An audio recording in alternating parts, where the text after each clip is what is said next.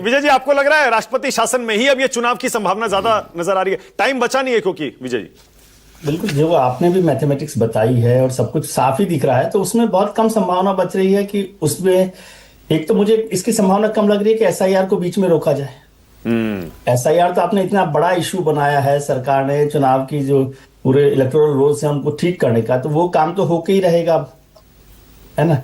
और electoral rolls बन रही हो और एसआईआर चल रही हो और उसमें आप पुरानी से करवाएं तो ये एक नया विवाद खड़ा होगा, है ना। और 7 मई तक का कार्यकाल है, तो उसमें तो आपको वो तो मुझे इस संभावना में नहीं लग रही इस चुनाव प्रक्रिया में, क्योंकि 50-60 दिन चाहिए। मान लीजिए 50 नहीं तो 40-45 दिन तो वैसे भी चाहिए ही होते हैं, आप उसको कम फेजेज में करके इलेक्शंस को करवा लें।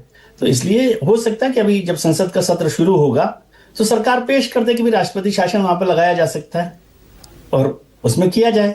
उसका कोई रास्ता ही नहीं है ना, क्योंकि इसके अलावा क्या करेंगे ममता जी मुख्यमंत्री रहकर, या मतलब जो मौजूदा विधानसभा है उसके कार्यकाल को तो एक्सटेंड करना पड़ेगा यदि ऐसा किया जाता है। या फिर इलेक्शन कमीशन कहे कि हम इसको सुप्रीम कोर्ट के आदेश पे या सरकार के कहने पे कि जल्दी से जल्दी एसआईआर की प्रक्रिया पूरी कर दे और उसके साथ साथ वो इलेक्शन को भी प्रोसेस को शुरू करवा दे।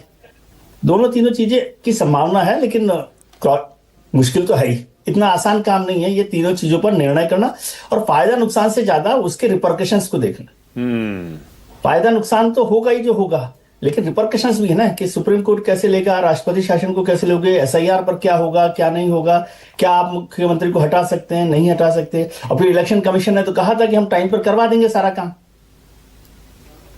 इलेक्शन कमीशन ने तो ये कहा है ना, इलेक्शन कमीशन के पास से ज्यादा तो पता किसी को और नहीं है ना इलेक्शन प्रोग्राम का। तो ये तो इलेक्शन कमीशन की जिम्मेदारी है कि वो विधानसभा का कार्यकाल खत्म होने से पहले चुनाव करवाए। और जो एसआईआर का प्रोसेस है उसको उसने उसी तरह से टाइम बाउंड किया होगा। अब उनको देखना है कि कैसे करना, इसमें न ममता जी की जिम्मेदारी है न केंद्र सरकार की जिम्मेदारी है।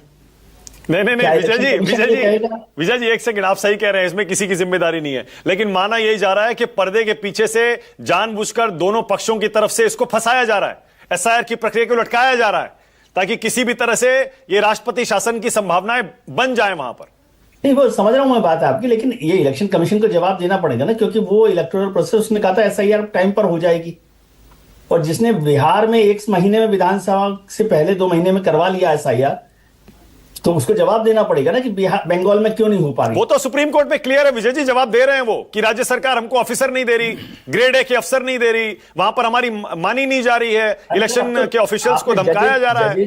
जजेज भी ले लिए, 3-3 मतलब राज्यों की जजेस भी वहां पर आ रहे हैं, उड़ीसा के आ रहे हैं, बंगाल के आ रहे हैं, सब आ रहे हैं। तो उस प्रोसेस को पूरा करना पड़ेगा। और मैं समझता हूं कि इलेक्शन कमीशन को यह काम करना चाहिए कि जो विधानसभा का कार्यकाल है उस तय समय में इस प्रोग्राम को पूरा करे। उसका एक रास्ता है कि छोटा कर दे इलेक्टोरल प्रोसेस को, मतलब 5 फेज 4 फेज के बजाय 2 फेज में इलेक्शन करवा के, उससे भी कम हो जाएगा ना वो टाइम। ये हो सकता है। और मान लीजिए 2 फेज में होना है तो उसमें से कुछ हिस्सा एसआईआर का पूरा हो गया है नहीं हुआ है उसको आगे बढ़ाता है हुए वहां पर ले जाए, क्योंकि अब तो सारा का सारा काम खत्म होने के कगार पर ही है। कोई ऐसा नहीं कि बिल्कुल उसी तरह से चल रहा है। नहीं विजय जी एक सेकंड, खत्म होने की कगार पे नहीं है अभी। मैं आपको बताता हूं कैसे, इसमें एक और एंगल है, मैं आपको बताता हूं कैसे। 50 लाख तो बताया जा रहा है कि मामले अभी लंबित हैं जिनकी जज जांच करेंगे अब, लेकिन वहां टीएमसी का कहना यह है कि हमारे ईआरओ और एईआरओ जो मामले निपटा रहे हैं ना, उनको माइक्रो ऑब्जर्वर्स दोबारा समीक्षा के लिए भेज दे रहे हैं।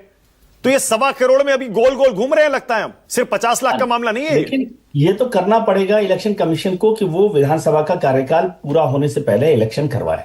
हाँ। ऐसा मुझे लगता है। अब राष्ट्रपति शासन लाएंगे तो उसके अलग रिपरकशंस होंगे और उसको झेलना ही पड़ेगा। ठीक है, लेकिन वो रिपरकशंस इलेक्शन कमीशन नहीं झेलेगा, वो केंद्र की सरकार को झेलना पड़ेगा, बीजेपी को झेलना पड़ेगा।